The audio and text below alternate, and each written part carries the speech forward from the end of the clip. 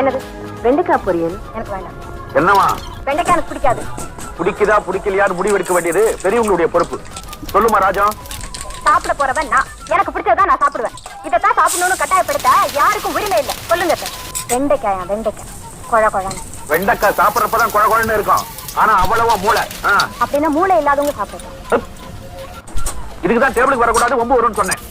தெரியும், மனசுக்குள்ள வேற ஏதாவது கரிகா இருக்கும்.